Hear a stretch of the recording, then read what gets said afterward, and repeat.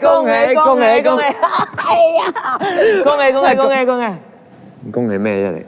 梗係恭喜睇緊呢條片嘅朋友啦，因為你已經進入人生嘅新階段，成為專上學生嘅一份子，真係值得恭喜恭喜！咁又係啊！做咗專上學生，唔單止可以吸收知識喎，仲可以過精彩豐富嘅專上生活，真係恭喜恭喜！例如試下上妝啊，或者拍下拖咁啦。不過除咗你講嗰啲咧，仲有啲嘢咧係專上學生好普遍會做嘅喎。哦，就係兼職啦。嗱，大家嘅返學時間咁自由，幫人補習又得，做 sales 又得，得咗。最緊要係可以幫補埋學費同埋生活費啊嘛。使唔使啊？為咗令學生唔會因為經濟困難而失去讀書機會，其實學生資助處係有一啲計劃提供俾各位嘅。咁今次我哋呢條短片就會為大家介紹兩個學生資助計劃嘅。係邊兩個呢？就係呢兩個。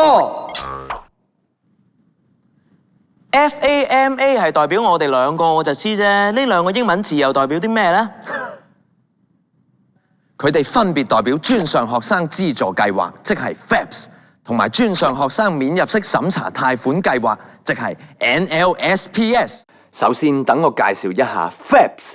要符合 FAPS 嘅申請資格，申請人必須年齡為30歲或以下嘅註冊全日制學生，修讀經本地評審嘅副學位或學士學位程度嘅自資專上課程。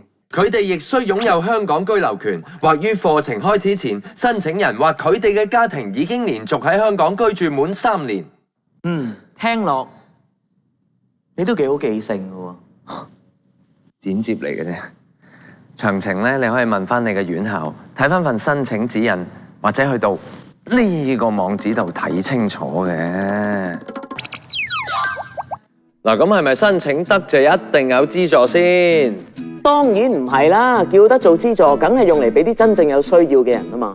哎呀，但係我又點知邊啲申請人係真正有需要嘅呢？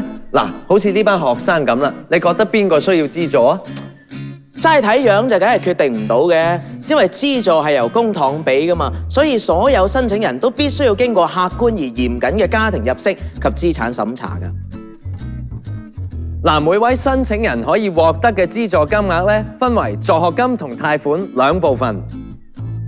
最高嘅助學金額相等於申請人需要繳交嘅學費同學習支出嘅總和，但學費同學習支出係有上限嘅。上限都會每年作出調整，而貸款係用嚟支付生活支出，同樣係有上限嘅。有關每年嘅資助上限，大家可以留意學資處喺申請指引或網頁內嘅公布。不過，申請人實際獲得嘅資助金額係要視乎佢哋嘅審查結果而定㗎。審查分為2層，第一層係入息審查。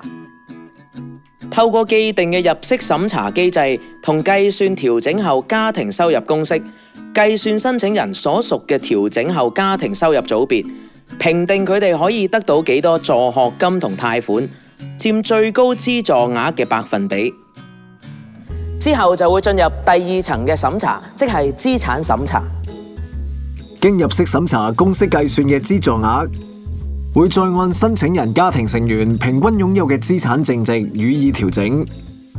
一般而言，應得助學金額就等於最高助學金額乘以按調整後家庭收入機制計算之助學金百分比，再乘以資產值按比例計算法之折算因子。而應得貸款金額就等於最高貸款額乘以按調整後家庭收入機制所計算之貸款額百分比，再乘以資產值按比例計算法之折算因子。大家只需要瀏覽職學處嘅網頁，使用網站入面嘅試算程式，就可以大概估計一下可以得到嘅資助金額，但有關計算結果只可以用作參考之用。